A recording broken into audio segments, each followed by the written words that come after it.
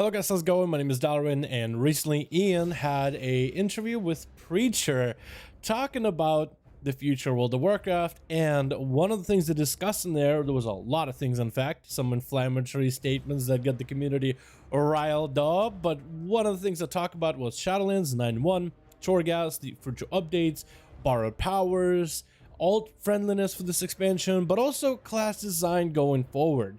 And in this video, while we're waiting for patch 9.1 to get yet another big PTR update of information dump, I really wanted to highlight a portion of this interview, particularly the aspect of class updates.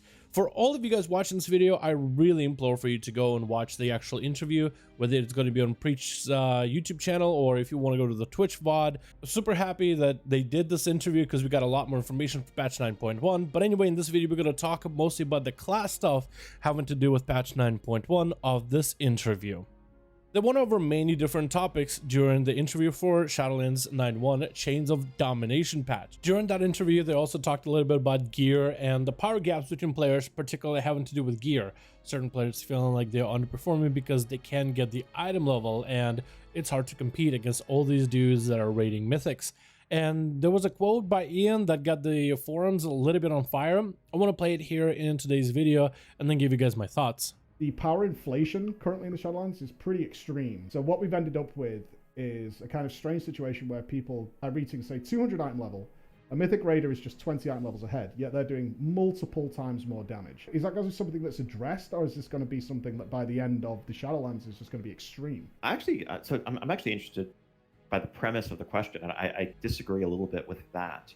And I think if players are looking at Mythic Raiders doing, multiple times their damage, frankly, that's a skill issue, right? That there, as you yourself very well know, there are vast skill gaps there when it comes to performance. The power budget for our gear hasn't changed in years. One item level is roughly 1%. That's what it was back in Wrath of the Lich King. And Wrath of the Lich King, I don't know, heroic Ice Crown gear was 13 item levels higher than normal Ice Crown gear. If anything, I would say the rate of inflation has shrunk slightly. We used to have 15 item level tiers last expansion. We're down to 13 this time. And while there is some additional complementary power increase through things like legendaries, conduits, unlocking extra soulbind traits, total power budget of those is smaller than certainly corruption, but even before corruption, like essences plus azurite or your artifact weapon. If you look at someone's stats, if you look at the gear, 226 chest piece should have 26 to 30% more stamina and primary stat than a high level 200 chest piece, and that should be consistent across the rest of the gear. So I wonder what this might mean. Of course, the forums are ablaze after such incendiary statements, but I mean, Blizzard is saying that, hey, if you do not have gear that the Mythic Plus players and the Mythic Raiders have, well, the only answer to it is get good. I mean, essentially, I'm sorry, I had a little bit of a laugh with this one.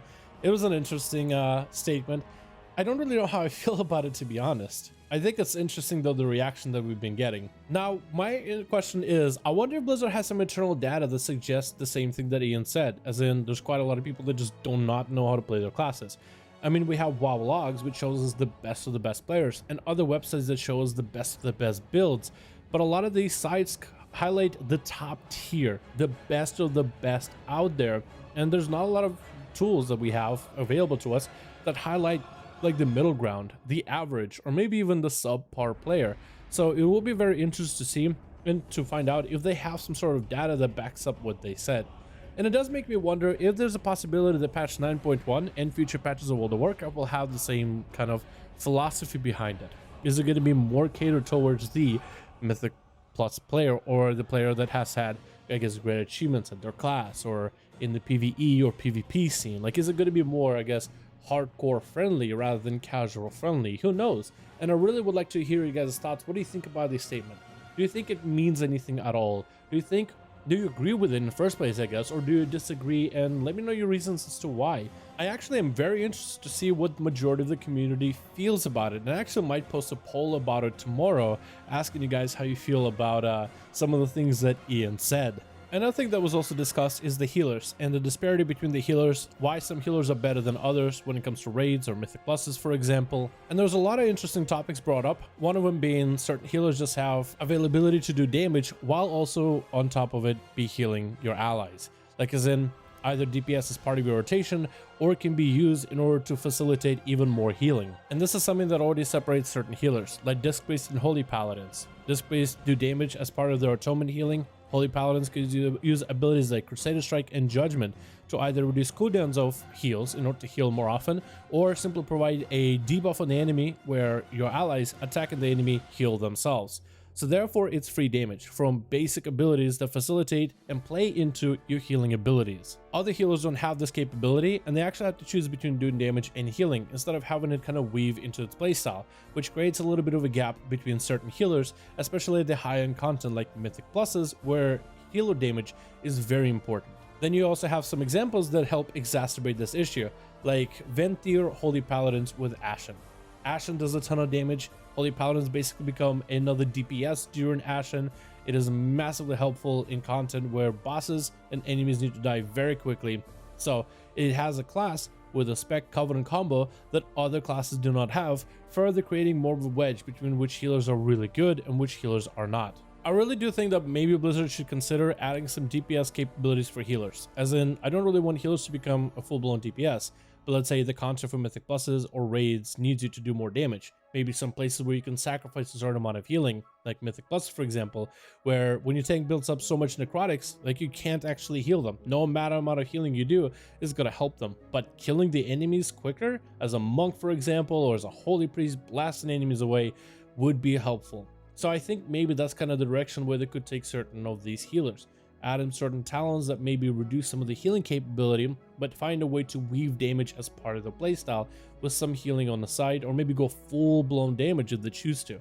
That would give a lot more specs, a lot more control over how they play, and maybe create some viability in the future content. That is something that I'm hoping them maybe at least even take a look at. I feel like that'll be an interesting way to solve it. I also think it'll be a better way of going about it instead of just heavy-handedly slapping down Disc Priest and Holy Paladins with a nerf bat until all healers start to feel a little bit closer to one another. I feel like maybe adding more ways to play your character for the other healers that are not as competitive in Mythic Pluses or raids, something that the others bring through it, like talents or something, I think would be an interesting way of going about it.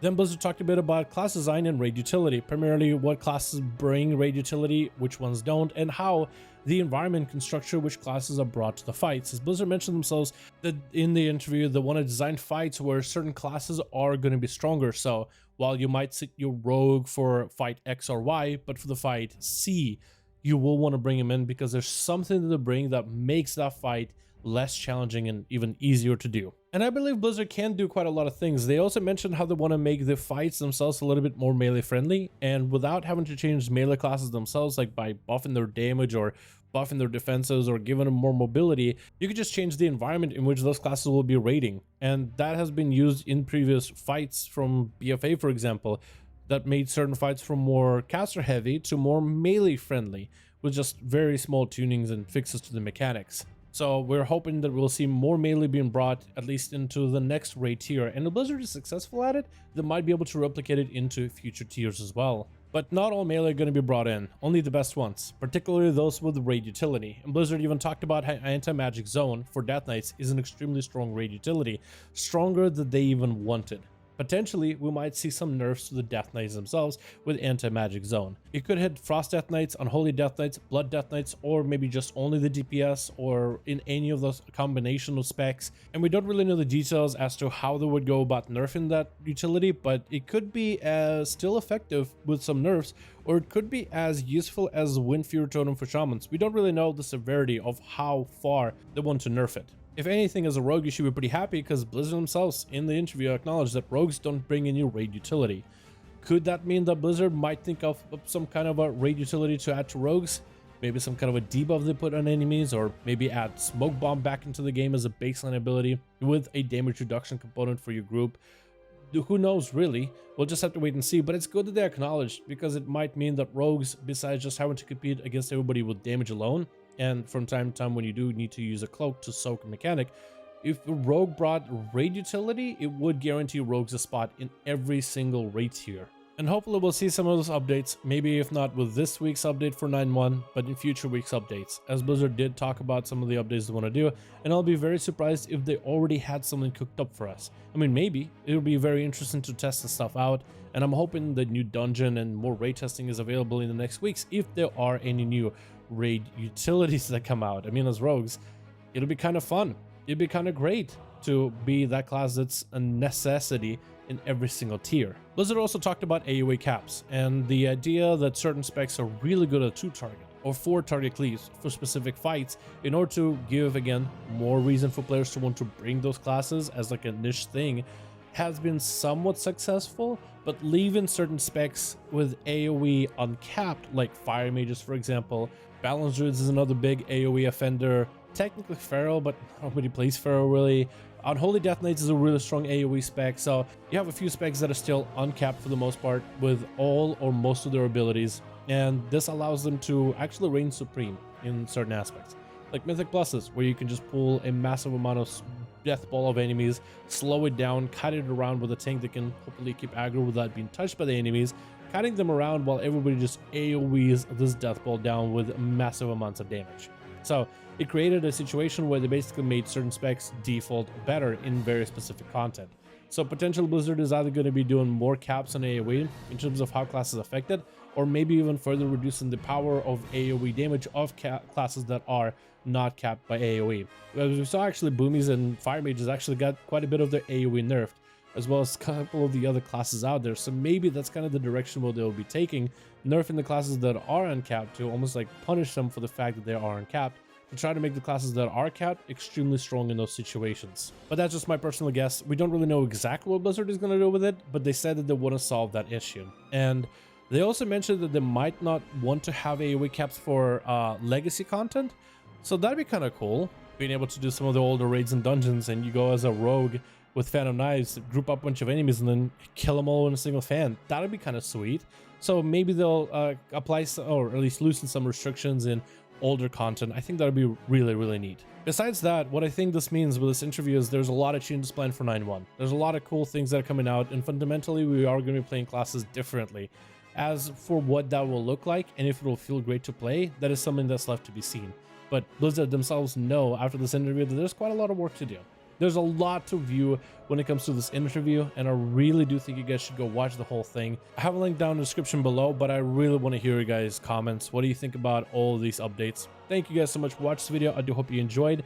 I am excited to check out some of the 9.1 updates coming out, hopefully in a bit after releasing this video. But anyway, thank you so much for watching, and as always, I'll see all of you in another video. Oh, by the way, subscribe to the channel if you want to see more 9.1 stuff, talking about more 9.1 stuff. I don't plug it that often. I actually started doing plugs towards the end, so if you want to see more of that, hit the bell, hit subscribe, give this video a like. I would very much appreciate it. Thank you all so much for watching, and I'll see all of you guys in another one.